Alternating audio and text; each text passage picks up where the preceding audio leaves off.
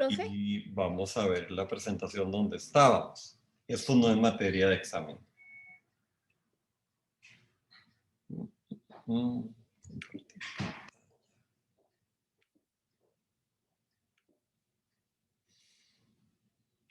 Ok. Parte del tema de la argumentación como litigación, ¿verdad? Como combate de ideas y negociaciones. Va a depender mucho también en qué ámbito nos desenvolvemos. Incluso aquí hacemos dos enfoques, ¿verdad? El enfoque del ámbito jurídico y el enfoque del ámbito político. Y hay un término, hay un tercer término que es cuando estamos negociando. Incluso cuando estamos negociando, tenemos un poco el tema político de comunicación. Yo quiero seguir el negocio, yo quiero seguir con el beneficio patrimonial o la ventaja que quiero, pero también tengo que hacer algo armónico jurídicamente. Y esa argumentación no puede ser destructiva, tiene que ser constructiva, tiene que ser armónica. Vamos a ver que incluso hay varios escenarios de la argumentación. Por ejemplo, vamos a usar el ejemplo que íbamos a usar de la letra de cambio. Yo quiero que me firmes una letra de cambio, Pamela, pero en realidad la sociedad beneficiaria, acreedora de la letra de cambio, no existe todavía. ¿Será algún problema? Entonces, alguien puede decir válidamente, bueno, es que si no existe en el momento de suscribir la letra, no existe del todo. Yo te digo, bueno, sí, tenés razón, la letra se podría anular. El tema sería, ¿es eso cierto? ¿Me afecta a mí? ¿En qué me beneficia? ¿En qué me perjudica?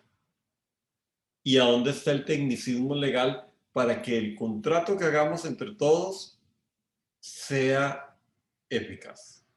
Entonces, sí hay matices de todo lo que es el escenario de la argumentación. El ámbito jurídico es la instancia natural donde nosotros como abogados nos desenvolvemos y queremos y debemos construir contratos, acuerdos y alegatos funcionales. Muchas veces es ante un juez o un árbitro. Muchas veces el argumento incluso en lo que se llama hoy día la abogacía colaborativa, que no es arbitraje, es construir argumentos sin agredir, simplemente por la coherencia del negocio que estemos gestionando. Y esta abogacía colaborativa nos permite construir contratos y relaciones sólidas. Pensemos, por ejemplo, en un tema impositivo, en un tema tributario. En realidad, si un acuerdo no es eficiente, no forma un entorno tributario positivo para todos, no funciona para mí, no funciona para el otro, y nadie quiere ser auditado por tributación y nadie quiere que el contrato, el problema revierta en que ni nosotros podemos usar la deducción ni la otra parte tampoco, y cosas así. El argumento y la tesis que se usa a nivel de un ámbito jurídico tiene que ser coherente, usar el mismo lenguaje que usamos todos.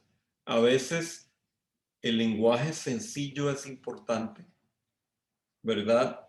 Que los abogados no nos caracterizamos por ese lenguaje sencillo y a veces uno diría, y es nuestro gusto del lenguaje y del estudio de las ciencias jurídicas, es que esa palabra es más elegante.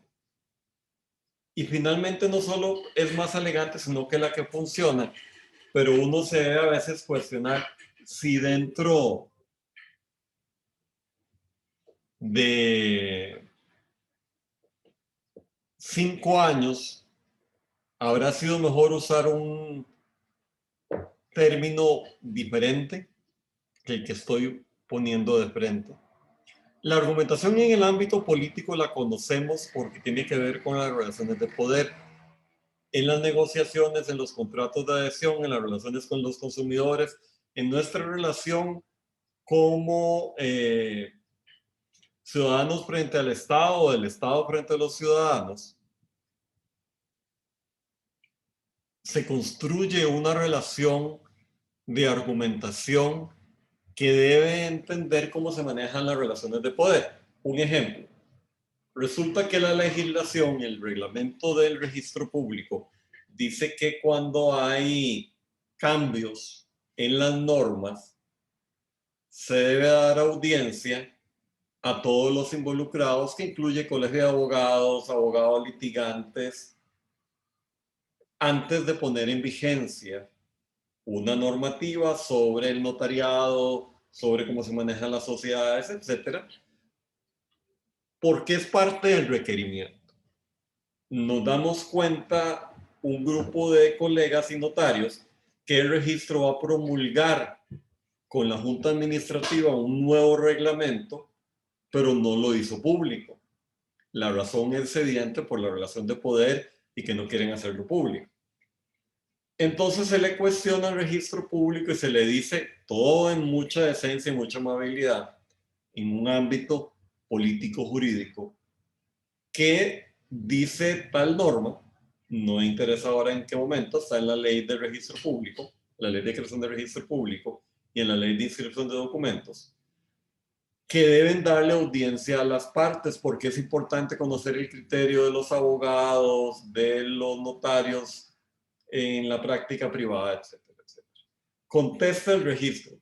Ah, sí, pero nosotros decidimos que aunque eso está en la ley, como ya lo revisaron varios funcionarios de registro que también son abogados, y el criterio para los terceros es porque son abogados, entonces no hace falta. Ahí, evidentemente, nos encontramos en un ámbito político de una violación o un procedimiento importante. Pero hay que entender el sentido detrás de la norma. El sentido detrás de la norma no es decirle al registro, usted no puede hacer esto, lo cual no puede, sino que debe alimentar en realidad la construcción de normas reglamentarias de acuerdo a la ley con la libre participación de terceros, ojalá de la sociedad civil. En este mismo sentido, hay varias formas de plantear el argumento en este ámbito. Luego tenemos la argumentación en el ámbito publicitario, que es muy interesante para nosotros, porque aquí entran todas las normas de la Ley de Protección al Consumidor y entran todas las normas donde hay restricciones, incluso con respecto de los derechos de los ciudadanos, donde se dice hasta dónde y cómo lo que se haga afuera para el consumidor tiene que tener cierta normativa. Otro escenario, entonces, es la discusión de si la publicidad debe o no estar sometida a ciertos controles, que lo están, y tiene que tener coherencia. Esta coherencia es jurídica y es de mercado. Entonces, lo que yo ponga, hay un anuncio muy antiguo, vean si es antiguo, que era un anuncio de una marca de jabón. Y entonces el jabón lo que hacía era, este jabón es tan bueno, creo que la marca Irex, era muy viejo, que Irex te regalaba además un recipiente plástico grande donde enjuagar la ropa. Pero era tan bueno el jabón que es como si el recipiente plástico moviéndose, girando, lavara la ropa sola. Lo tuvieron que quitar del mercado porque eso era, uno diría, pero es obvio que un recipiente plástico no es una lavadora.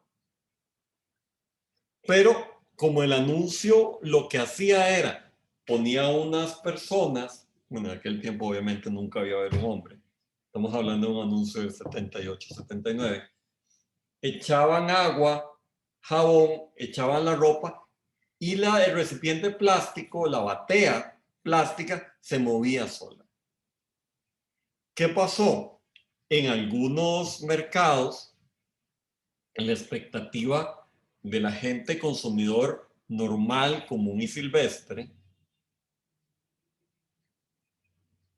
esperaba que en efecto por algún arte publicitario, tanto el recipiente que me estaban dando gratuitamente como el jabón batiera la ropa. Uno podría decir, es que esto no tiene sentido. Sí, pero es que no hay que medirlo con un ámbito técnico, ingenieril, sino con el derecho y la argumentación o construcción argumentativa de lo que es el ambiente publicitario. El ámbito de la comunicación ya está todavía más importante. Ya sabemos los pasos que tenemos que seguir, ya sabemos cómo se construye una escucha, cómo no se destruye y cómo se intenta valorar todas las opiniones presentes o vigentes en un momento determinado.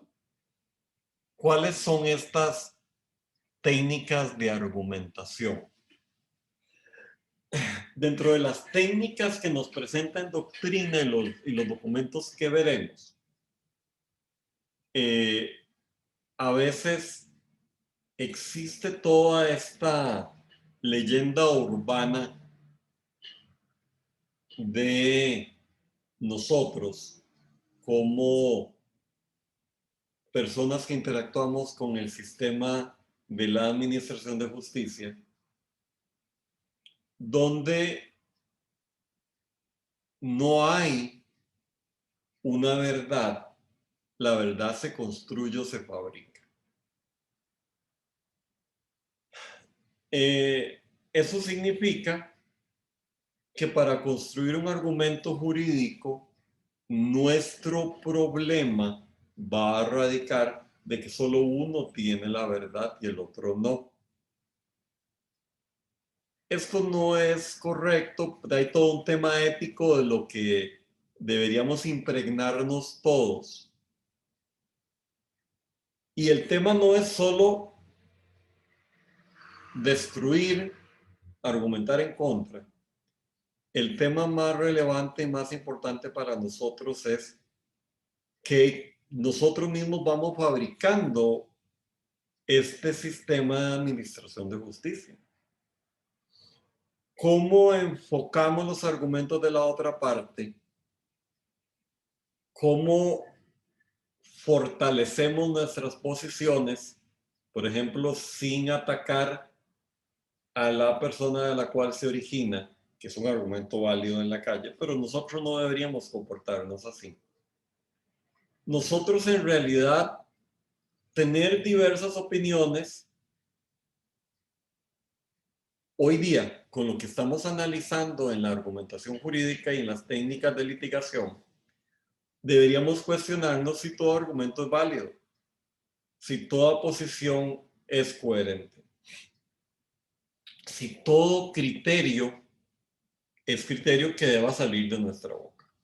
Siguiendo en esta línea, es cierto, y es cierto finalmente, de que nosotros no estamos llamados a poder necesariamente escoger el argumento que mejor defienda los intereses de nuestra parte. A veces podemos tener un argumento que es el que se puede construir para defender una posición de nuestro cliente, pero siempre dentro de todos los parámetros tanto éticos como de corrección que permita un ordenamiento de manera válida. Entonces, la argumentación es la persuasión. No es entonces cierto, no es de entonces real que la argumentación sea un sentido de quien más o grita o llora o se ríe. Sí, las emociones tienen un impacto, pero son un impacto de cierre. Por ejemplo, en la visualización de un argumento, ustedes pueden ver que una imagen es más fácil trasladarla a la mente de alguien que lo que escucha. Eso es muy, muy frecuente. Lo veíamos al inicio del curso. Ahora bien, la argumentación también se fortalece cuando nosotros, por ejemplo,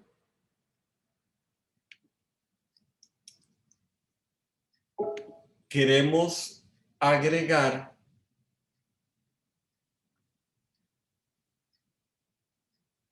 una historia. Por ejemplo, lo veíamos en Club Angry Men. ¿Por qué la historia es importante? Porque las historias permiten que nuestra argumentación teórica de valores y normativa tenga un ligamen, una relación de afinidad con la persona que nos escucha, el juez, nuestra contraparte, los colegas. El efecto persuasivo es esencial, pero la persuasión tiene que ser algo que apele, que vincule a la persona con imágenes visuales, con imágenes que ellos pueden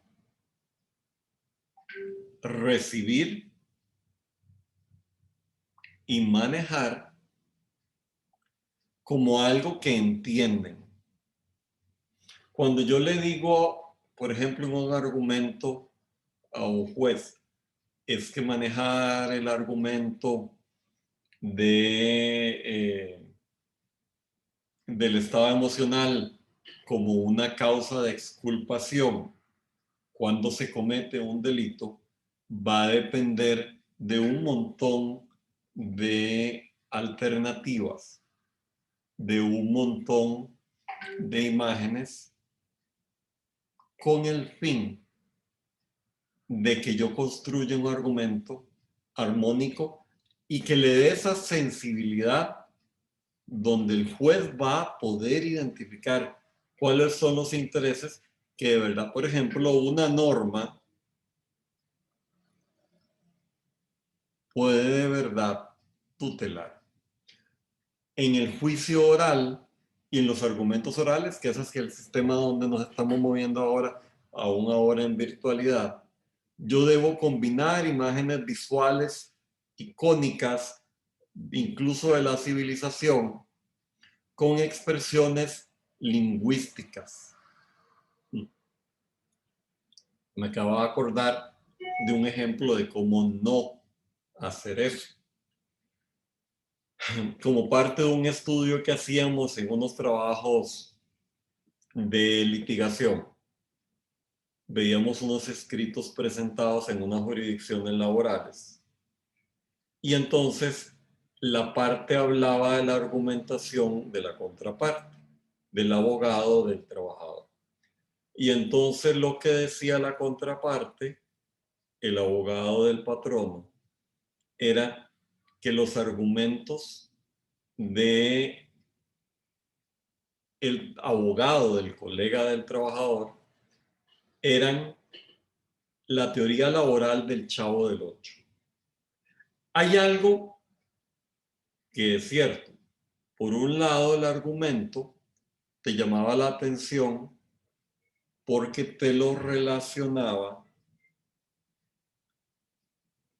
con lo que es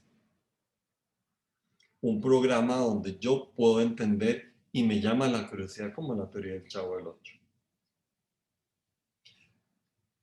Lo que pasa es que estás en la línea de cruzar el elemento ético refiriéndote al trabajo de alguien. Pero a veces lo que yo necesito es llamar esa atención. En este caso era en realidad un insulto, porque luego se hacía la comparación en que el colega parecía que era como el Chavo del Ocho, de que como nunca había estudiado y no había siquiera pasado a la primaria, no entendía ni la ley ni las normas ni nada. Pero nosotros lo que analizábamos en el grupo de trabajo era el arranque sí fue interesante, comillas, viéndolo retrospectivamente, porque se llamaba la atención. Y entonces vos decís, yo quiero leer qué es lo que va a decir esta persona. Tengo que convencer con argumentos jurídicos y con imágenes emocionales y racionales o de persuasión para que mi teoría del caso la pueda vender. A veces esto, la teoría del caso del 8 o la teoría de Cantinflas, o esto es como los Simpson, o esto es como El Señor de los Anillos.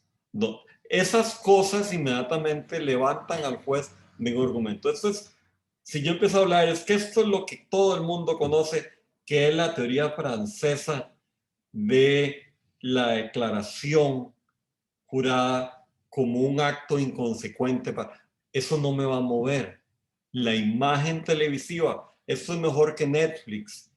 Esto es mejor que la serie para ver qué le pasó a la mamá de Luis Miguel. Esas son cosas que me mueven. Nosotros como abogados deberíamos de verdad tener en consideración esto en los alegatos de apertura y de clausura para lograr comprar la atención del juez. Como dice el anuncio de ahí, estamos en una época y un tiempo donde los abogados tenemos que ser persuasivos, cortos, concretos e interesantes. ¿Cuál es el efecto? ¿Cuál es el ámbito del efecto del convencimiento que debo yo y quiero tener en un proceso? Yo debo convencer al juez de que, en efecto, tanto a nivel del argumento jurídico objetivo e intelectual, el conocimiento común del sentido del sistema, la validez del análisis entre los hechos y las consideraciones, que es importante, que es esencial, que nosotros podamos presentarle al juez un paquete que solucione todo lo que abarca el caso. No hay caso perfecto. No hay caso completo donde nuestros argumentos no tengan problemas. Como por ejemplo, puede que la prueba técnica no nos favorezca. Puede que nuestros testigos se han enredado y entonces no dijeron lo que sabían que tenían que decir porque eran los hechos que conocían, sino que más bien el tema aquí es que quedaron más o menos. Cómo trabajar nuestra línea de argumentación y explicar por qué un testigo que eventualmente se contradice no se contradice. Los argumentos racionales que buscan convencer son los argumentos más fuertes en la teoría de un caso. Sin embargo, los argumentos racionales lo que hacen es, finalmente, en la teoría de un caso, proponerle al juez cómo debe solucionar un caso. Pero la racionalidad no necesariamente se va a centrar necesariamente en el mérito de los autos integralmente o en la posibilidad de tener certeza, porque a veces no hay certeza y hay que tomar una decisión. Yo no puedo, por ejemplo, concluir, como hablamos en la presentación, en el hecho de que como, por ejemplo, Yolanda está fumando, su deseo es morir, pero hay una consecuencia entre el fumado y las lesiones que pueden provocar la muerte, en los padecimientos que están ahí. ¿Cómo manejo un equilibrio entre ese argumento racional? Porque finalmente yo hago una aplicación integral de lo que es la verdad, las emociones y el argumento racional. Tengo siempre que manejar este equilibrio en mis alegatos. El efecto, perdón, me quiero devolver un segundito. Bueno.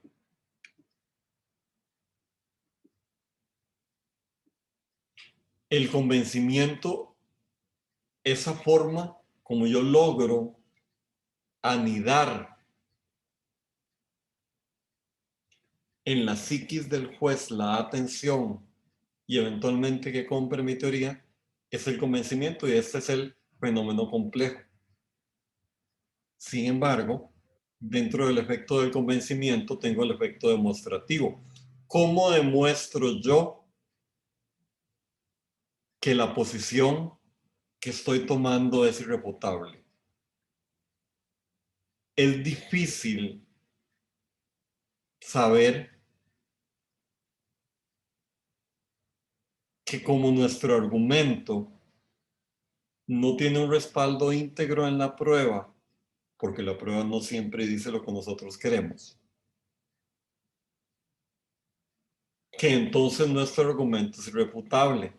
Pero nosotros lo que nos tenemos que manejar es cuál es el meollo central de nuestra argumentación, cuál es la ciencia razonable y objetiva, por qué lo que es discutible no es tan relevante y por qué no es simplemente tener una opinión en contrario hablando de los argumentos de la contraparte, sino que podemos tomar y debemos tomar los argumentos de la contraparte y decir, pero esos argumentos no nos llevan a ningún lugar. Por tanto, es mejor mi teoría del caso que la teoría de la contraparte. ¿Cuáles son los principales errores en la argumentación? Que son aquellos que usualmente recurren a los sentimientos, a los afectos emocionales y no a la coherencia argumentativa. Agredimos a la contraparte. Agredimos a la contraparte personalmente. Lo vemos mucho en redes sociales. Agresión a la figura o a la persona. Es cuando es imposible refutar racionalmente un argumento o no quiero tomarme el tiempo de ello, ataca a quien lo dice. Se le ofende. Yo, en la construcción del sistema de administración de justicia y en el sistema de sociedad que tenemos que hacer y que nos toca diseñar y trabajar cada día, debo ser consciente que esa forma destructiva de comunicación, y vimos por qué por sí esto no ayuda ni siquiera a la comunicación,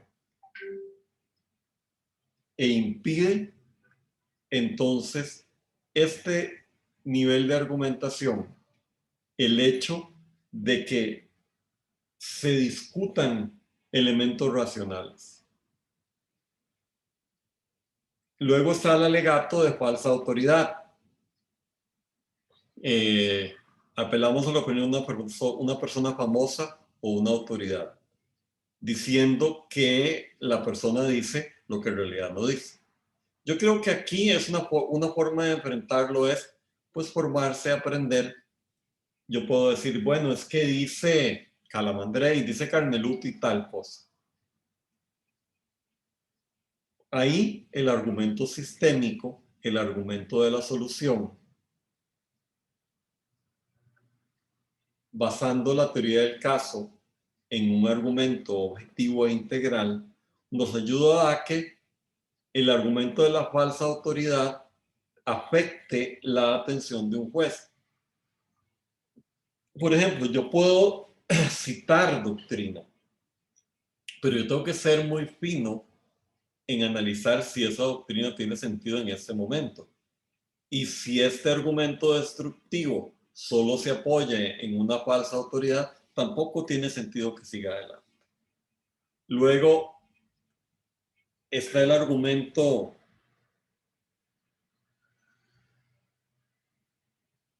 de poder manejar la parte emocional, las lágrimas, el dolor, lo vemos mucho en materia penal, menos en materia civil. Es importante, pero no es indispensable este argumento. Hay una forma donde yo los sentimientos los quiero ligar a la persona del argumento para que lo vean y se identifiquen como una persona real con necesidades e intereses. Pero no es ni un circo ni una novela. No es Pasión de Gavilanes. Es otra cosa. Y luego el tema de los distintos prejuicios construidos en la sociedad que no deben imperar para nosotros como muletas sobre las cuales debamos construir. Todo abogado que se respete lo sabe, cualquier estudiante de derecho debería saber. Esos argumentos en realidad son pobres, no construyen y nos desvían incluso de la atención del argumento jurídico principal. Evidentemente, el error de argumentación está en el equívoco. He visto y he revisado y hemos devuelto criterios legales, por ejemplo, basados en normas que no están vigentes. He visto análisis de 25 páginas para lo único que me dice al final el dictamen legal de una asesoría jurídica es ley posterior deroga a ley anterior. Y yo digo, ¿eso a dónde está? ¿Y quién dice que eso es así? Y vamos a ver ahora en interpretación jurídica, vamos a correr en este tema muy rápidamente. Este criterio sí existe, sí. Es una forma de análisis, sí, pero tiene un montón de principios y particularidades y singularidades. No es simplemente un aforismo constitucional y por supuesto no está en la Constitución.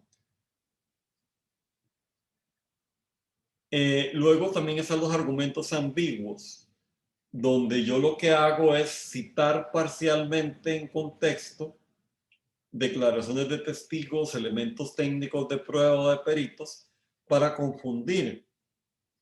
Entiendo el tema, pero creo que nos movemos como una comunidad de ciencias jurídicas hacia el desarrollo de una teoría del caso más completa, más elaborada y menos, quería usar otra palabra, menos infantil.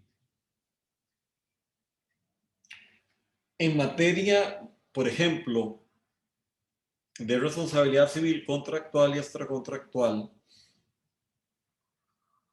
se maneja mucho el tema, lo vemos en medios sociales, lo vemos en análisis jurídicos, no es igual correlación que causalidad. Y aún causalidad tiene un sinnúmero de teorías y tesis. ¿Cuál es la causa de efecto? La última causa, que es la que produce el efecto, la causa más importante, que es la que tiene efecto predominante sobre otras causas, etcétera, etcétera. Esto es importantísimo porque es una forma de desligar un análisis ordinario y convertirlo en una argumentación jurídica. Y por otro lado, los todo o siempre o nunca o el desconocimiento de las normas y de las leyes. Todos estos argumentos son en realidad básicos, los debemos leer, y lo que me interesa en esta materia, particularmente con ustedes jóvenes, es que podamos identificar en nosotros mismos y en textos y en argumentaciones jurídicas estos errores que se basan en falsos razonamientos.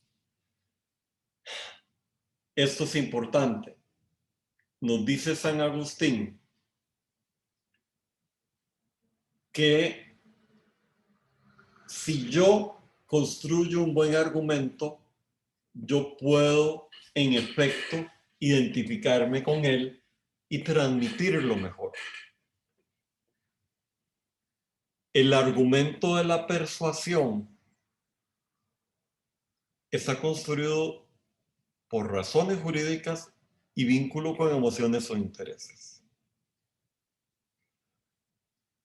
Para persuadir, yo tengo que lograr que el interlocutor, yo, logre trasladarle a la persona que va a escuchar que lo que yo estoy proponiendo le gusta. Que lo que a mí me parece como una teoría jurídica inapropiada, le va a parecer igual una teoría jurídica inapropiada.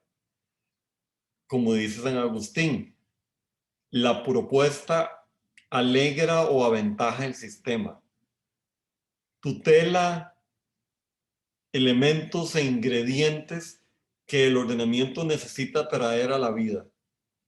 Es una forma donde yo construyo ideas y traslado intereses a otro abogado que en principio también respeta las mismas normas, reglas, leyes.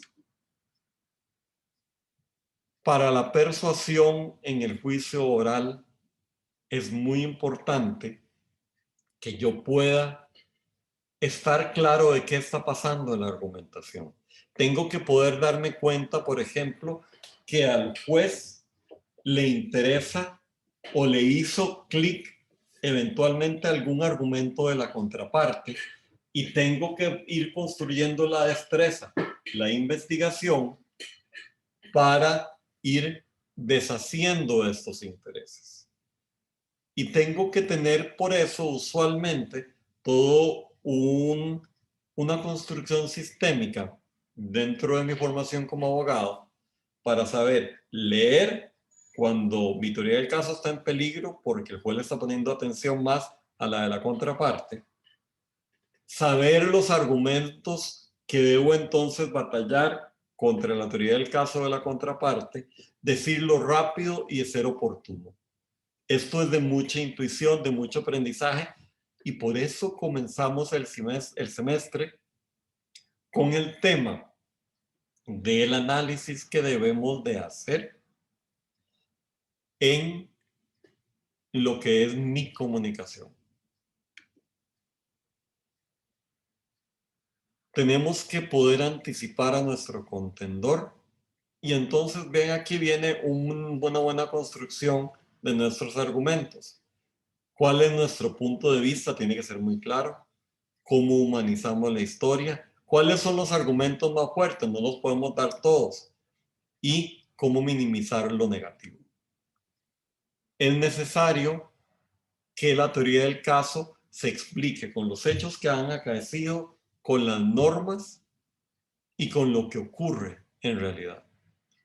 Esto tiene que poder decir y narrarle a las partes qué es lo que ocurrió, por qué ocurrió, por qué mi versión y teoría del caso es la más verosímil y por qué el ordenamiento, el juez y las partes involucradas van a estar mejor con la resolución que nosotros presentamos. Pero uno podría entonces decir, pero es que entonces todo esto es pura narrativa, todo es contar una historia, nada de norma jurídica. No, por supuesto que sí. El debate jurídico es esencial. Tenemos que saber en el planteamiento de los hechos de una demanda y los hechos de la contraparte, ¿cuál es el tema? A veces las partes no logran identificar el tema, por eso es por poco estudio. ¿Cuáles son las normas aplicables y tenerlas a mano? ¿Qué norma regula e impregna a la otra norma? Porque esto nos ayuda a favorecer el enfoque sistémico. Nos interesa entonces reconocer en todo el ordenamiento y las normas que vamos a aplicar la potencia jurídica, la resistencia jurídica y la forma de implementar la lectura del ordenamiento. ¿Cuál es la interpretación que se ha hecho de esa norma? Si yo voy a necesitar plantear una interpretación diferente y por qué mi interpretación diferente es fuerte y cómo voy a atacar las debilidades. Y cómo los intereses que respalda la norma, la sociedad y el juez son los mismos en la teoría del caso. Y por eso la teoría del caso mío es la que se va a favorecer. En el intercambio de la comunicación, nosotros veíamos que entonces no solo manejamos signos, símbolos de claridad, de convicción, sino un orden mental de ideas en el ordenamiento para poder plantearlo rápidamente. ¿Cuáles son mis argumentos? ¿Cuáles son las normas? ¿Cuáles son los temas que vamos a debatir en un caso concreto? No puedo debatirlos todos, pero yo quiero que el juez recoja mi línea de argumentación. Por supuesto, aquí es donde ya en las destrezas para la expresión oral se entrelazan las herramientas para la comunicación y cómo tengo que ir construyendo los argumentos para que el juez me escuche. Es importante, estas recomendaciones no las voy a dar, ellas mismas se explican en sí mismas, porque las hemos visto. Tomen en cuenta esto porque después del parcial vamos a trabajar en un segundo video y ya en una argumentación jurídica. Vean estas recomendaciones, evalúen lo que ya hemos hecho para que vean cómo puede ser positivo o negativo la forma como trabajemos un argumento. Esas destrezas de expresión oral, revísenlas por favor, compañeros, y veremos esta tarea. No se preocupen por ahora, esta presentación ya queda terminada ahora, con hoy, pero de esta tarea hablaremos para empezar a trabajar en ella de hoy en 8. Llegó hasta acá. Nuevamente quedó muy abierto a las dudas, explicaciones, etcétera, dentro de un rango razonable y vamos a disfrutar mucho de lo que queda del semestre. Compañeros, compañeras, muchas gracias. Que descansen y que aprovechen muy bien su tiempo. Muchas gracias a todos. Gracias, Gracias, profesor. profe. Hasta luego. Hasta luego. Hasta luego, profe, gracias. Gracias, profe. Chao, chao. Profesor, yo tenía una duda. Dale. Sobre las lecturas. Es que, bueno, por ejemplo, la que es de 500 páginas, yo no me la pude terminar de leer para darle más importancia a las otras y todo, porque son variables. De acuerdo. ¿Es muy importante la lectura o...?